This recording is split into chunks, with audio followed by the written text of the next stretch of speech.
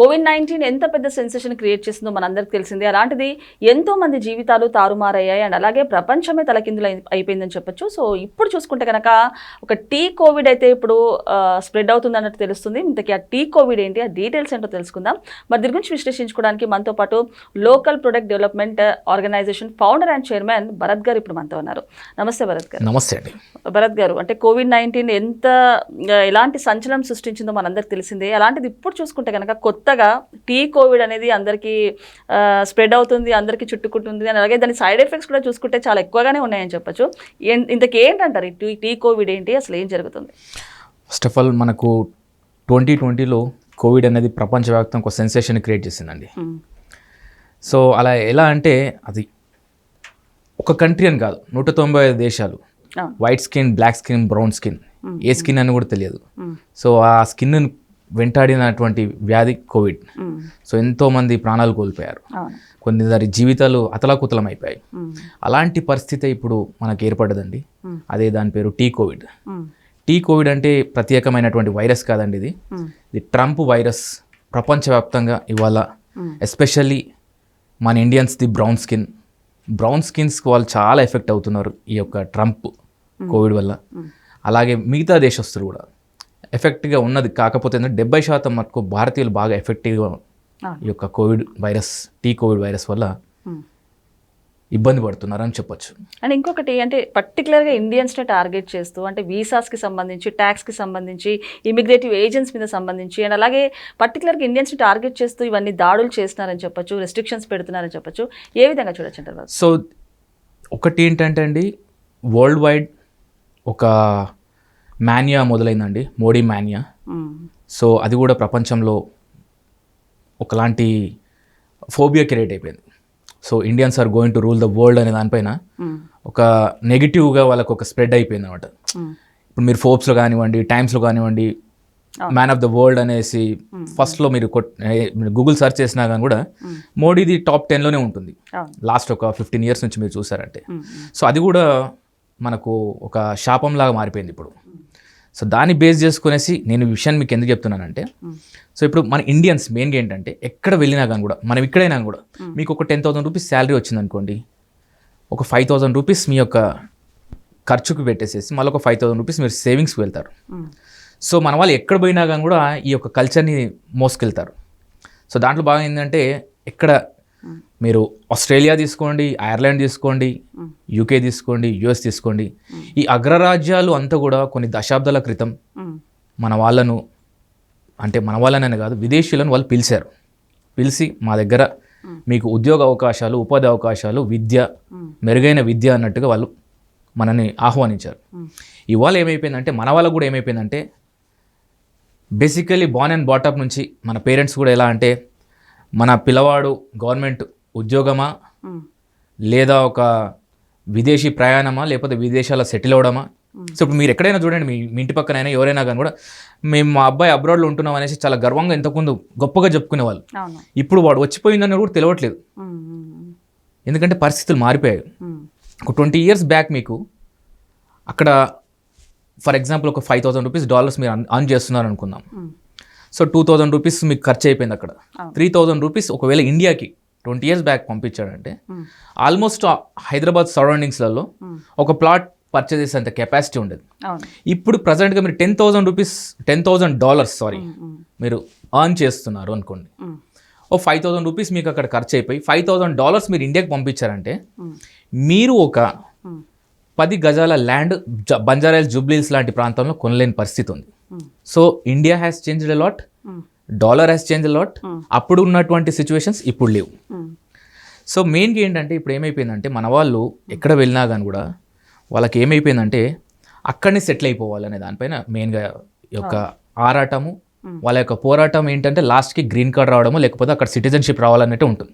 ఇండియాను ఎంత త్వరగా అయితే మనం అంత త్వరగా వదిలించుకోవాలి అనే దానిపైన వాళ్ళ ఇంటెన్షన్ ఉంటుంది. సో దీనికి ప్రధానమైనటువంటి కారణాలు కూడా మనం వెతకాలండి, వాళ్ళని కూడా తప్పు పట్టాల్సిన అవసరం లేదు. ఇప్పుడు సగటు ఒక భారతీయుడు ఇక్కడ మన ఇండియాలో అర్న్ చేస్తున్నటువంటి మిడిల్ క్లాస్ ఫ్యామిలీస్ కానివ్వండి, ఎవరైనా కానీ కూడా వాళ్ళు ఏంటంటే, అక్కడేమో వాళ్ళు అర్న్ చేస్తే, వాళ్ళు ట్యాక్స్ కడితే వాళ్ళకి విద్య కానివ్వండి, వైద్యం కానివ్వండి, ఉచితంగా ఉంటుంది, ఒక సేఫ్టీ అండ్ సెక్యూరిటీ లైఫ్ ఉంటుంది, అండ్ అక్కడ డిసిప్లిన్ ఎన్విరాన్మెంట్ ఉంటుంది. అంటే మన దగ్గర ఇక్కడ పాపులేషన్ ఇవన్నీ కన్సర్న్లోకి ఉంటాయి. కాకపోతే ఏంటంటే ఇక్కడ మామూలు ఒక ఐటీ ఎంప్లాయీని మీరు తీసుకోండి, ఓ 15 lakhs ప్యాకేజ్ ఉన్న ఐటీ ఎంప్లాయీని మీరు తీసుకోండి. సో అతను ట్యాక్స్ అంతా కట్టిన తర్వాత తనకు 70, 80, 90K పర్ మంత్ తన హ్యాండ్కి వస్తుంది. సో ట్యాక్స్ రూపకంగా కడతాడు. మళ్ళీ మిగతా అంతా కూడా పిల్లల చదువు గురించి తెలుసుకొని హెల్త్ అయినా కూడా అంతా కూడా మళ్ళీ తన సొంతగా ఇన్సూరెన్స్ కట్టినా కానీ కూడా ఎంతైనా కూడా తన సొంతగా మళ్ళీ డిపెండ్ కావాల్సిందే. సో ఇక్కడ గవర్నమెంట్స్ తీసుకుంటున్నటువంటి పాలసీస్ ఏవైతే ఉన్నాయో, సో విద్యా వైద్యానికి సంబంధించినటువంటి పాలసీస్ సరిగా లేకపోవడం వల్ల ఒక మిడిల్ క్లాస్ ఫ్యామిలీస్ ఏం ఆలోచిస్తున్నారంటే మనం ఏ దేశంలోనైనా పర్లేదు, ఆ దేశంలో మనం సేఫ్టీగా ఉన్నామా లేదా అని ఆలోచిస్తారు.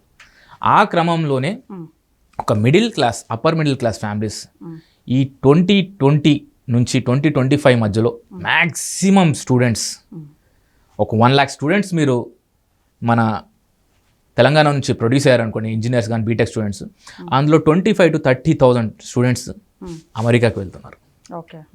సో దానికి మెయిన్ ఇంటెన్షన్ ఏంటంటే మనకు ఒక సేఫ్టీ అండ్ సెక్యూర్ లైఫ్ ఉంటుంది, మనం డాలర్స్లో అర్న్ చేస్తాము. సరే అక్కడ మనకి ఇక్కడ ఏమైపోతుంది, బార్డర్ మన ఇండియా బార్డర్ దాటగానే ఇక్కడ ఇంట్లో కనీసం తిన్న ప్లేట్ తీసి సింకు దగ్గర పెట్టిన వాడు అక్కడ బార్డర్ దాటాడంటే, విదేశాలకు వెళ్ళి ఒక యూఎస్లోకి వెళ్ళి బార్డర్ దాటాడంటే అక్కడ పోర్టర్ పని చేయడానికైనా రెడీగా ఉంటాడు, ఏ పని చేయడానికైనా రెడీగా ఉంటాడు. ఇక్కడ ఇంట్లో ఒక రోజు కూడా మనకు బ్రూమ్ స్టిక్ పట్టనవాడు అక్కడ బాత్రూమ్లో గడవనీకైనా కూడా రెడీగా ఉంటాడు. రీజన్ ఏంటి అంటే డిగ్నిటీ ఆఫ్ లేబర్. సో వీటన్నిటిని కూడా గమనించుకోవాలండి. మన దగ్గర ఏమైపోయిందంటే సెక్టర్ ఆఫ్ పీపుల్ని డిఫరెంట్ సెక్టర్స్గా డివైడ్ చేసేసి ఈ పని నీది, ఈ పని నాది, ఈ పని ఇంకొకరిది అనే దానిపైన మెయిన్గా అణిచివేయబడ్డటువంటి జాతి భారత జాతి. అక్కడ ఏంటి అంటే dignity of labour all are equal. So difference ఏం చూపించరు. సో ఏ పని చేయడానికైనా కానీ కూడా వాళ్ళు సిద్ధంగా ఉంటారు. సో ఇలాంటి క్రమంలో ఏంటంటే సో డిగ్నిటీ ఆఫ్ లేబర్ని మెరుగుపరుచుకొనేసి అండ్ కొత్త పాలసీస్ని అమలుపరచాలండి. ఒకవేళ మనకి వీసాస్ అమెరికా ఇచ్చినా, యూకే ఇచ్చినా ఇండియన్స్కి ఏం చేయాలంటే ఇండియన్ గవర్నమెంట్ ఒక లాని తీసుకురావాలి. మీ మీడియా ద్వారా నేను కోరేది ఏంటంటే ఒక లాని తీసుకురావాలి. వాళ్ళు ఎవరు ఏ వీసాస్ ఇచ్చినా కానీ కూడా మన Indian government should take a strict action. మీరు 10 years కంటే ఎక్కువ ఆ దేశాలలో ఉండొద్దు, otherwise you have to surrender your entire properties అనేసి ఒక స్ట్రిక్ట్ లాని తీసుకురావాలి.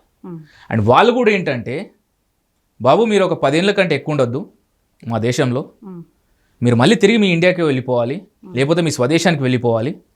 అలా చేస్తే ఏమైపోతుందంటే ఇక్కడ ఉన్న వాళ్ళకు కూడా ఒక అవకాశం దొరుకుతుంది, వేరే వాళ్ళకు కూడా. మన వాళ్ళు ఎక్కడ పోయినా కూడా ఎక్కడైతే మంచిగా ఉంటుందో అక్కడ సెటిల్ అయిపోదాం అనే ఆలోచనతోని ఇలాంటి మొదలయ్యాయి. అండ్ మెయిన్గా ఏంటంటే ఇప్పుడు మామూలు ఫెస్టివల్స్ వస్తున్నాయి.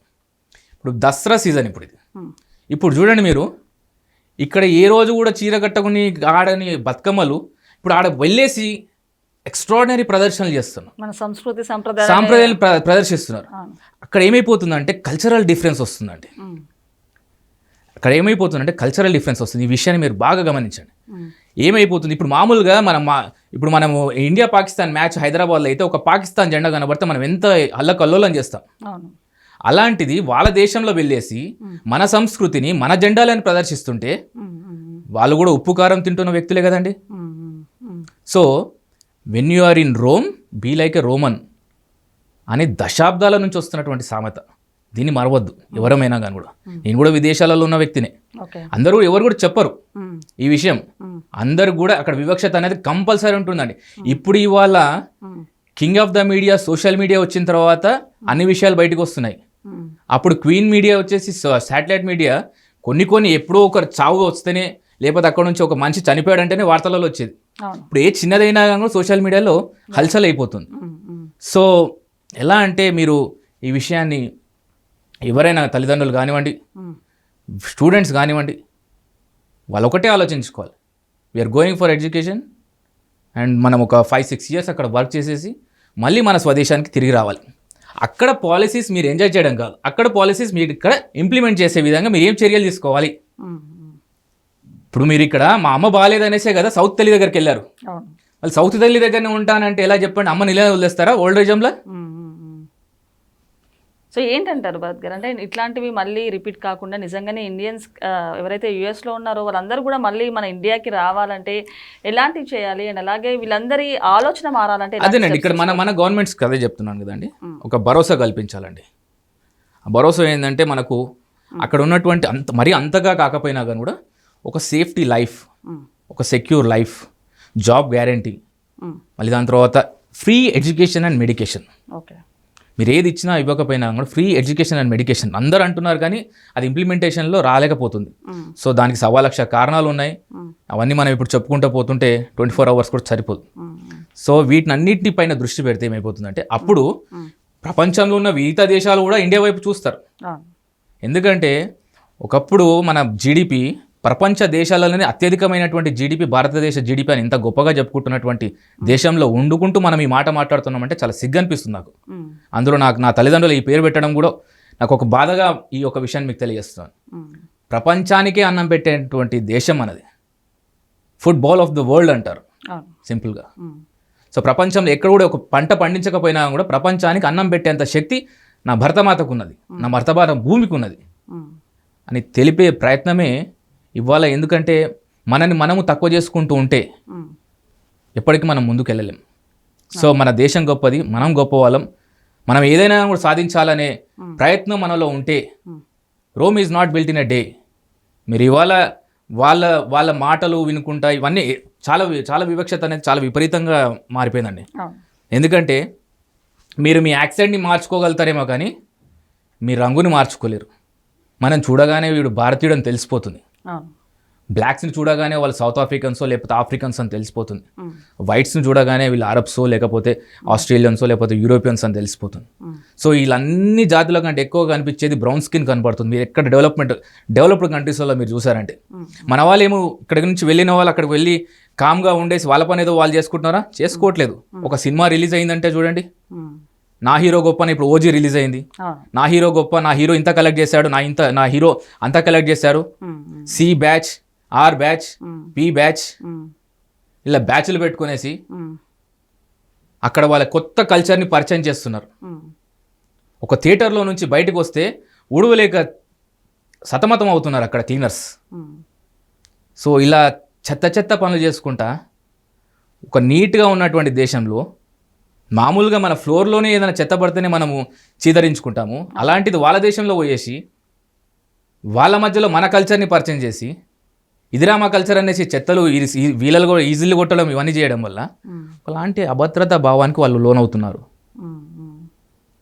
సో విదేశాలలో ఉన్నటువంటి భారతీయులు ఎవరైనా కానీ కూడా ముఖ్యంగా అండి క్రికెట్ మ్యాచ్ వచ్చింది, మీరు ఏ దేశంలో ఉన్నారో ఆ దేశం జెండా పట్టండి. మీరు అక్కడ భారతదేశ జెండా పట్టేసి మీ యొక్క భారతదేశం యొక్క సపోర్టివ్నెస్ మీరు చెప్పాల్సిన అవసరం లేదు. మీరు అక్కడ ఉన్నారు, బతకనికి పోయారు, బతకనికి ఉన్నట్టు ఉండండి. So your livelihood is over there, then you stand with their nation only. ఆ నేషన్ యొక్క ఫ్లాగ్ని మీరు పట్టుకోండి. మేము మ్యాచ్కి వెళ్ళాము, మా జెండా పట్టుకున్నాము, నువ్వు ఇక్కడికి ఏం లేకనే అక్కడ పోయావు. అక్కడ పోయినప్పుడు ఆ దేశం యొక్క గొప్పతనం మాట్లాడండి. ఇంకొకటి అంత ప్రేమ ఉండుంటే ఇక్కడే ఉండేవాళ్ళు, వేరే దేశానికి కూడా వెళ్ళేవాళ్ళు కాదు. సో వెళ్ళడంలో తప్పనట్లేదండి. నేను అనేది ఏంటంటే మీ ఇంటికి వచ్చేసి నా ఇల్లు గొప్ప అని చెప్తే బాగుంటుందా? మీరు గృహప్రవేశాన్ని మీ ఇంటికి వెళ్ళి పిలిచారండి నన్ను, నా పని ఏంటిది? మీరు ఇచ్చిన అతిథి స్వీకరణ తీసుకునేసి రావడము, నేను ఏదైనా గిఫ్ట్ ఇవ్వడం, ఇదే జరుగుతుంది. అంత మట్టుకే ఉండాలి. అంతేగాని మా ఇల్లు చాలా గొప్పగా ఉందండి, మీది బాగాలేదండి అనేసి మీరు ప్రదర్శిస్తే మీరు ఏమంటారు? ఇంకోసారి నాకు పిలువరు. అదే జరుగుతుంది. సో ఏ దేశంలోనైనా క్రీడలు మెయిన్గా స్పోర్ట్స్కి సంబంధించిన ఏదైనా అయితే మీరు ఏం పర్వాలేదు, భారతదేశ జెండా మీరు పట్టాల్సిన అవసరం లేదు. ఇక్కడ 140 కోట్ల జనాభా ఉంది. మేము ఇక్కడ నుంచి మా ప్లేయర్స్ వెళ్ళినప్పుడు మేము వాళ్ళని ఆశీర్వదిస్తామో లేకపోతే ఎంకరేజ్ చేస్తాము మా ఇక్కడ నుంచి భారతదేశం నుంచి. మీరు అక్కడ ఉండేసి అక్కడ వాళ్ళ దేశం యొక్క జెండాలే మీరు పట్టండి. అప్పుడు ఒక రివర్స్ సంస్కృతి మొదలవుతుంది, మీ పైన వాళ్ళకి ప్రేమ మొదలవుతుంది. అప్పుడు మిమ్మల్ని వాళ్ళు ఆహ్వానిస్తారు. సో త్వరగా ఈ యొక్క ఇంప్లిమెంటేషన్ని స్వీకరిస్తారని ఆశిద్దామండి. ఓకే థ్యాంక్ యూ అండి.